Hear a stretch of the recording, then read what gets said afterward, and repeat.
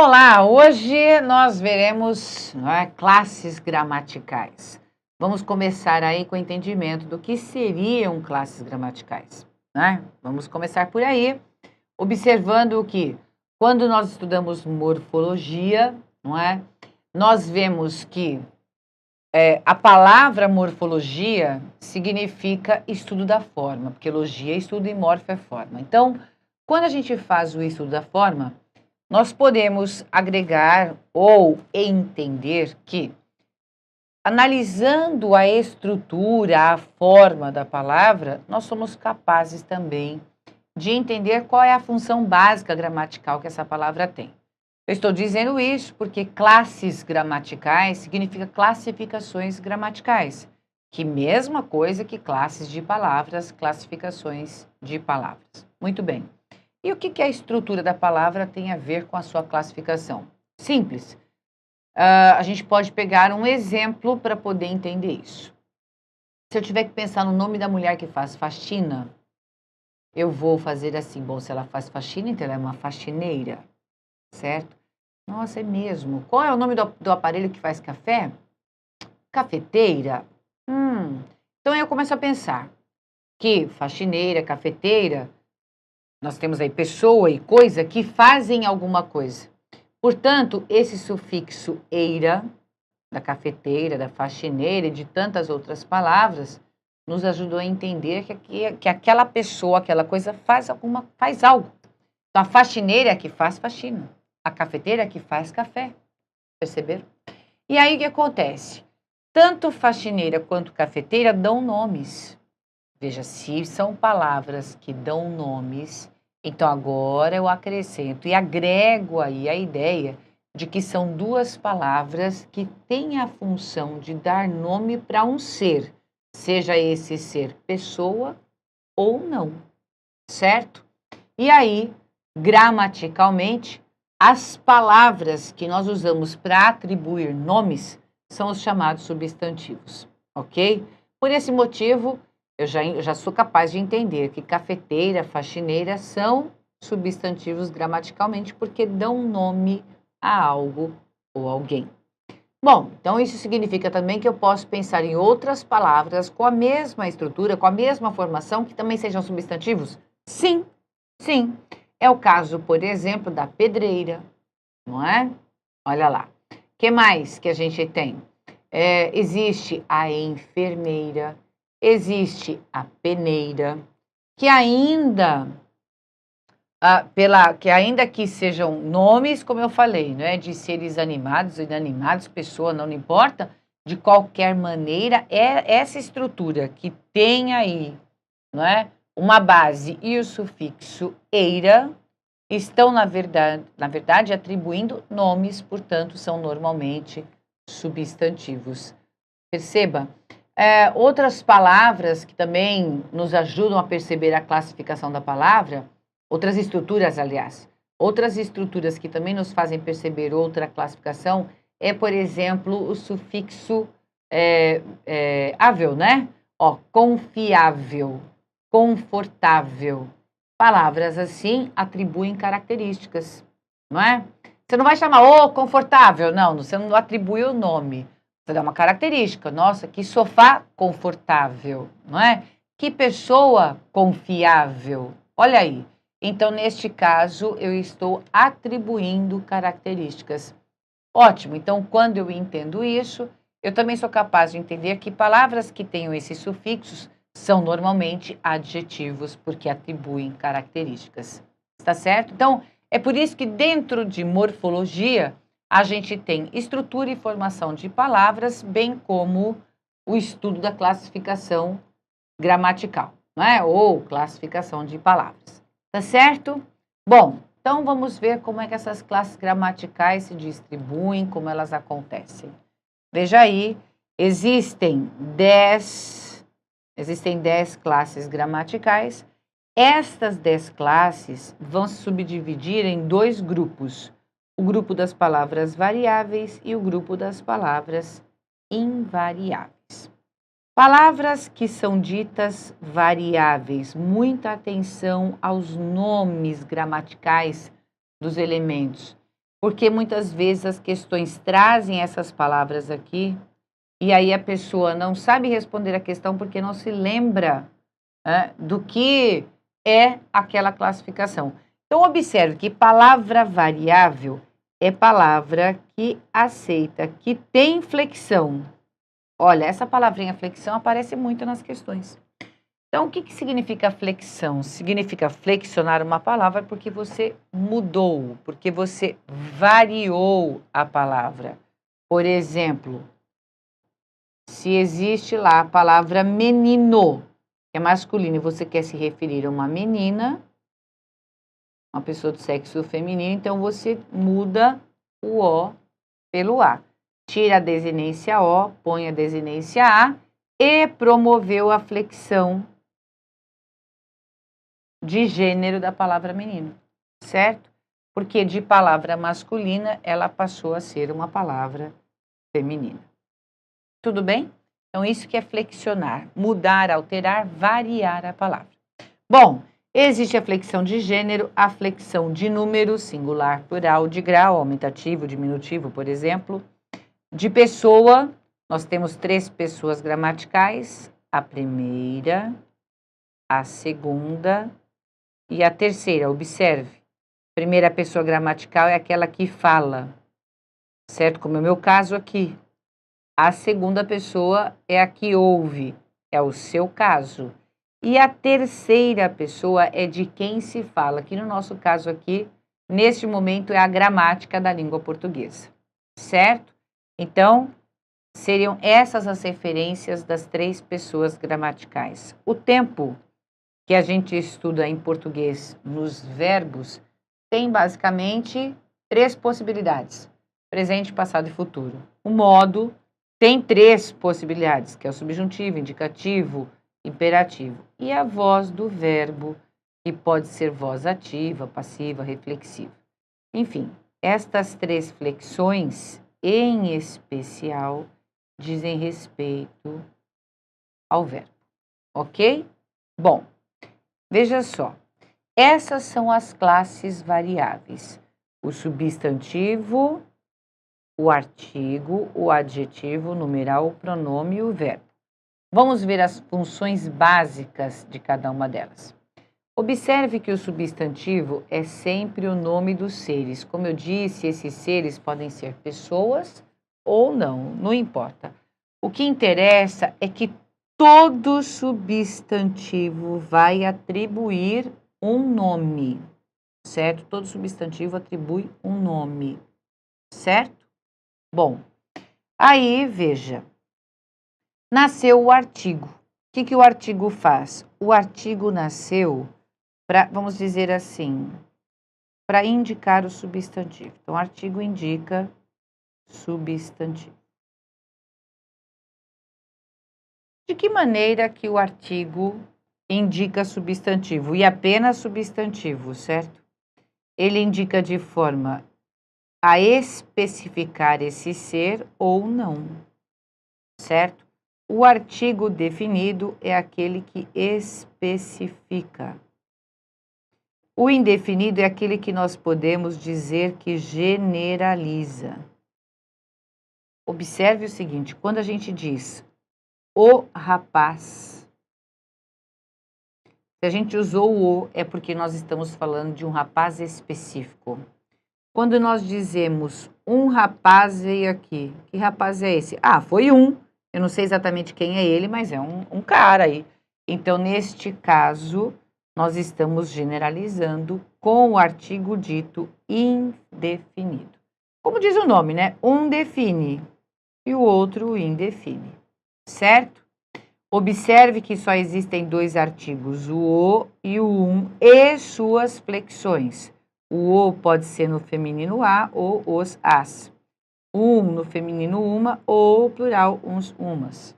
E somente esses são os artigos, ok? Muito bem.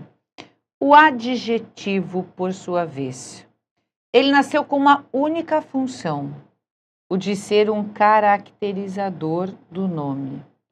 Então, toda vez que numa frase você tiver um adjetivo cumprindo com a função de um adjetivo mesmo, o que que ele fará?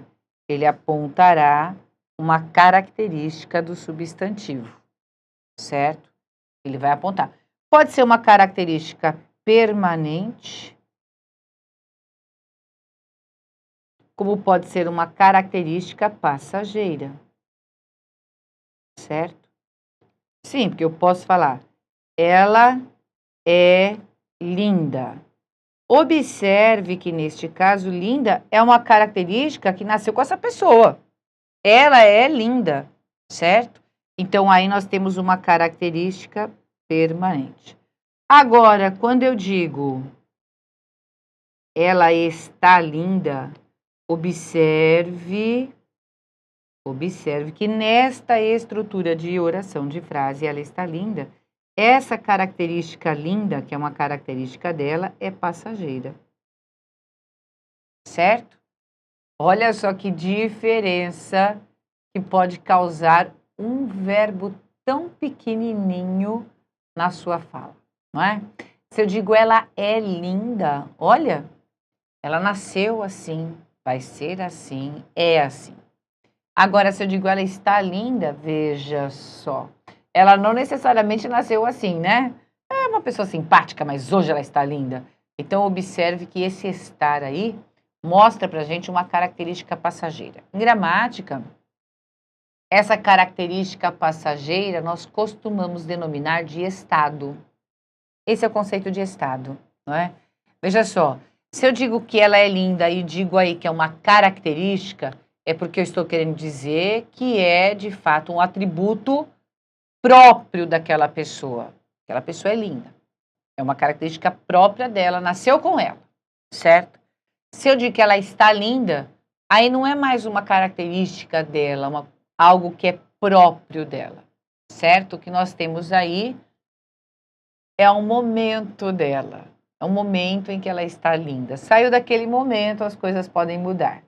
E aí, na gramática, a gente diz que é o estado desse ser. Tudo bem? Essa é a diferença de você dizer que aqui, no caso, linda é uma característica própria da pessoa e aqui o estado da pessoa. Ok? Muito bem. O numeral. O numeral, como diz o nome, ele será número, que indicará quantidade ou indicará ordem. Para fazer uma prova, a gente não precisa necessariamente lembrar que os numerais se chamam ou se classificam como cardinais ou numeral cardinal, que é aquele que dá exatamente a quantidade. Então, 1, 2, 3, 4, 5 e assim por diante. Então, o cardinal dá a quantidade mesmo, certo? Olha lá. Existe também o fracionário, que também dará quantidade, mas por meio da fração. Então, por exemplo, metade. Existe ainda o multiplicativo, certo? Esse multiplicativo também dá uma ideia de quantidade, mas por múltiplos, como, por exemplo, o dobro, triplo e assim por diante. E, vejam, estes três vão revelar principalmente a quantidade, mas existe também o que dá ideia de ordem. Então, este se chamará ordinal. E aí a gente tem lá o primeiro, segundo, terceiro, quarto, quinto e assim vai. Ok? É isso. Bom, os numerais vão dar quantidade e ordem de quem? Do nome. Então, já vai observando como acontece isso aqui, ó. O substantivo é nome, certo? E as outras palavrinhas servirão para fazer referência a esse nome. Já até marquei aí para que você possa fazer esta observação.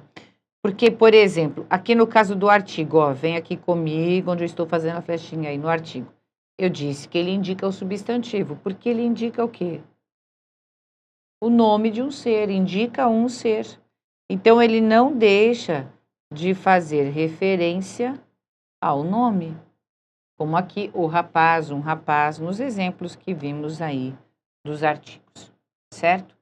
Eu chamei atenção sua para isso, porque quando a gente fala em pronome, nós falamos nas palavrinhas que trabalham em pró do nome. Observe aí, pronome. O que ocorre é que o pronome, veja, tem 6 tipos, certo? O pronome tem 6 tipos para se manifestar. Então, a gente tem lá, por exemplo, pronome pessoal, pronome demonstrativo, pronome relativo, pronome possessivo, não é? O pronome de tratamento, enfim. São 6 tipos, certo? Mas todos eles, na estrutura frasal, terão uma função genérica de pronome, certo? Ou seja, esses 6 tipos de pronomes podem ser pensados agora, neste momento, né? Que os 6 terão como funções básicas, né, acompanhar um substantivo ou substituí-lo, certo? Então, de modo geral, os pronomes acompanharão, né, eles acompanharão ou substituirão esse substantivo, né? Como que isso acontece? Dentro das 6 funções, dos 6 tipos de pronomes, esses pronomes vão assumindo funções próprias de cada um deles. Então, um pronome pessoal que vai indicar a pessoa do texto. Um exemplo, então, se a gente fala assim, eu me levantei cedo, eu estou falando de mim mesma, portanto, eu estou fazendo um texto em primeira pessoa que o pronome eu indicou. Então, por isso que ele se chama pronome pessoal, né? Se eu digo esta caneta, eu estou usando esta agora como um pronome demonstrativo. Então, dentro da função específica do demonstrativo esta, eu estou indicando que a caneta está na minha mão. Por isso eu digo esta caneta. E assim vai. Então, dentro dos 6 tipos de pronomes, eles terão funções específicas, mas de modo geral, o pronome trabalha em prol do nome para indicar alguma coisa desse nome ou para substituí-lo, em especial para evitar a sua repetição na elaboração do texto, porque a gente sabe que texto com muitas palavras repetidas mostra a infantilidade no vocabulário. É verdade, não é? Tanto é quando a gente criança, a gente começa, a casa é grande, a casa é amarela, não é? A casa tem 3 quartos. É assim que a gente começa a redigir, né? Repetindo determinado nome porque nós estamos falando dele. Então, depois vem o amadurecimento da linguagem e a gente passa a usar sinônimos, passa a usar palavras que vão substituindo esse substantivo no texto para evitar a sua repetição e mostrar um amadurecimento de linguagem. Percebeu? Então, aí, neste caso, os pronomes têm uma função muito importante. Por isso, neste momento que nós estamos fazendo assim um panorama das classes gramaticais, o que nos é importante nesse momento é entender exatamente isso, que os pronomes, de modo geral, indicarão alguma coisa do nome ou o substituirão. Tranquilo? Então, vamos voltar lá. E aí a gente tem exatamente essa informação, que o pronome acompanha ou ele substitui o nome. Vamos registrar uns exemplos aqui, não é? Veja lá, esta caneta. Eu digo qualquer coisa sobre ela, é grande. Então, aqui o pronome esta está indicando a caneta, ok? Agora, na elaboração textual, se eu quiser substituir isso daqui, eu posso dizer ela. E usei pronome outra vez, certo? Este primeiro pronome, esta, como eu disse, acompanha o nome. E o segundo pronome, que é o ela, substitui a caneta. Certo? Bom, então esta é a base. O verbo, ele nasceu com uma base, que é a de indicar a ação. A palavra verbo significa ação. Porém, uma das facetas que o verbo pode ter na elaboração textual é a de ser empregado apenas como uma ligação. Então, vamos entender isso. Se eu digo, ele correu. Eu tenho aqui a função básica do verbo, que é a de indicar uma ação. Não é isso? Muito bem. Agora, se eu digo, ele está feliz. Olha o que acontece aqui. Ele está feliz. É que esse feliz aqui é um estado dele, certo? Feliz é um estado desta pessoa aqui, não é? E este verbo serviu como ligação entre uma característica e um nome. Aliás, todo verbo de ligação fará isso. O verbo que servir de ligação, não é, receberá essa classificação justamente porque ele ligou uma característica a um nome. É sempre isso, Luciane? Sempre isso, sempre isso. Tudo bem? Pronto, então com isso nós tivemos aí um panorama das classes gramaticais variáveis. E eu espero que você tenha percebido que quando a gente falou substantivo e logo em seguida vem lá artigo, adjetivo, numeral e pronome, não é? Que você tenha percebido que essas classes variáveis, elas giram em torno do substantivo, né? Por isso que eu falei, ó, perceba que elas nasceram todas para se fazer referência ao nome. É isso, né? E o verbo é aquele que faz parte da estrutura da oração, não é? Porque a oração só existe quando existe verbo. Então, ele poderá relacionar-se a um específico substantivo ou não. Isso nós vamos ver. Mas observe que o substantivo, então, tem sempre alguma dessas palavras, se não todas, artigo, adjetivo, numeral e pronome fazendo referência a ele, certo? Isso é importante de a gente já começar a entender. Por isso que eu coloquei aqui algumas frases para a gente fazer a análise delas, com base nisso que eu acabei de dizer. Então, o que eu vou fazer aqui agora? Aliás, nós vamos fazer. Nós vamos separar o verbo para a gente começar a pensar em verbos, porque você sabe que ultimamente muito aluno vem falar comigo, professor, eu estou com dificuldade para reconhecer verbo. Então é assim, se você já sabe, ótimo, faça rapidamente, mas eu também tenho de explicar para aquele que tem essa dificuldade. Então a gente vai começar pensando assim. O verbo, ele dá para a gente a estrutura do sentido da frase, não é? E lembre-se de que, de maneira prática, é aquela palavra que pode, no texto, né? Aliás, ela pode não, você pode pensar aquela palavra no texto, no presente, no passado e no futuro. Por exemplo, vou fazer aqui a primeira como modelo, e aí as demais você pode parar a aula, fazer e voltar para assistir a correção, como um treino desse reconhecimento prévio mesmo. Veja. Eu tenho lá na frase A, um belo dia nasceu. Eu estou falando sobre o nascer, que dá ideia de passado.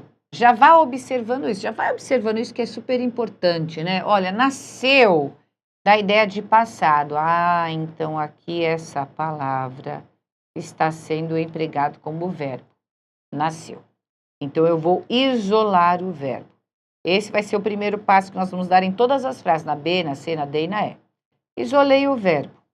Agora eu olho o que sobra, um belo dia, e eu tenho de observar do que é que eu estou falando ou de quem é que eu estou falando. Neste caso, eu estou aqui falando da palavrinha dia.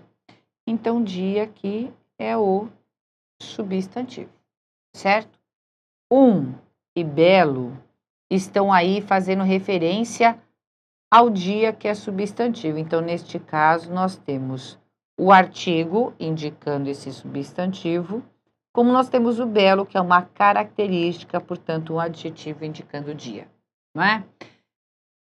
Muitos vão me perguntar, mas esse um aí não pode ser numeral? Nesse trecho solto aqui, eu até poderia pensar como numeral, mas o numeral 1, na elaboração de frase mesmo, a gente vai entender toda vez que ele estiver tão somente quantificando. Porque o 1 é um quantificador, como nós vimos. Então, veja, se você diz assim, Em que apartamento você mora? No 1, que é no número 1. Então, você já entendeu, aí tem o número subentendido. A palavra número subentendida ficou fácil, esse 1 é numeral. Do contrário, você pensa na quantificação.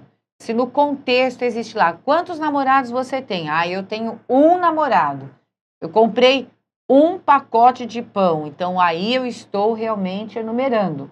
Perceba, quantos namorados você tem? Quantos pacotes de pães foram comprados?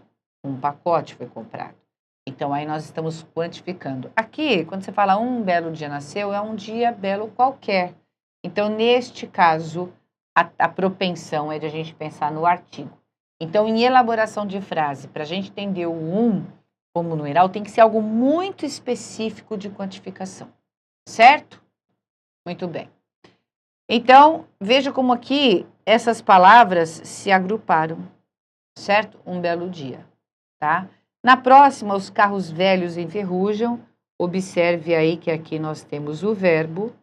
Eles enferrujaram, que nos dá a ideia de passado. Para dar a ideia de presente, passado e futuro, somente o verbo faz isso. Então, se você tem essa dificuldade, treine isso, certo? E aqui, nesse agrupamento, como a gente pode chamar de palavras, não é? Nós temos aqui como enfoque a palavra carros, que é dele que se está falando na frase. Então, isso significa que velhos e os estarão se reportando a carros. Veja, o artigo e o adjetivo. Certo? Pronto. Você já está corrigindo, né? Eu estou entendendo que você já fez a análise do restante aqui. Se não, é este o outro momento que você tem para parar essa aula, voltar e fazer a correção. Certo? Vai lá. Esta vida corrida é cansativa. Observe que a palavra trabalhada aqui com a noção de presente é essa daqui, que é o verbo ser, certo? Com a ideia de presente. Pronto. Então, vamos lá. A frase está falando da vida. Então, aqui eu achei o substantivo. Esta e corrida são palavras que se referem a esse substantivo. Corrida deu aí uma característica para a vida, e o esta é o pronome que está indicando esta vida, certo? Cansativa também é um atributo desta vida corrida, certo? Portanto, também é um adjetivo. Veja, uma característica da vida corrida. A vida corrida cansa, então ela é cansativa, ok? Na letra D, nós temos uma ótima proposta, chegou. Veja que aqui está o verbo, e eu tenho essa certeza, porque ele está dando aqui para a gente a ideia do passado. Caso você fique em dúvida, ainda você pensa, ele chegou no passado, chega no presente, chegará no futuro. Esse exercício é ótimo para ir lembrando os tempos verbais básicos, certo? E aqui, em uma ótima proposta, a gente observa que se está falando sobre a proposta. Portanto, ela é o substantivo. Uma ótima proposta tem aqui o artigo e o adjetivo que fazem referência a esse nome, ok? E por fim, nós temos os meus 2 velhos arquivos sumiram. Observe aí que sumiram é a palavra que indica para a gente a ideia de passado, portanto, verbo. A frase faz referência aos arquivos, e com isso eu posso entender que os arquivos sumiram no passado, somem no presente, sumirão seria futuro, certo? Então, tá aí o substantivo. E aí, veja só, artigo, pronome, numeral, adjetivo. Acertou? Facinho. Todos eles aqui fazendo referência a arquivos. Ok? Pronto. É assim que a gente deve enxergar as palavras variáveis, aquelas que fazem referência a um nome e concordam com ele. Observaram? Quando ele é masculino, todas as palavras que o acompanham, que se referem a ele, ficam no masculino. Se ele é plural, as palavras que a ele se referem vão para o plural. Vai gravando isso, tá certo? A gente continua no próximo encontro. Um abraço.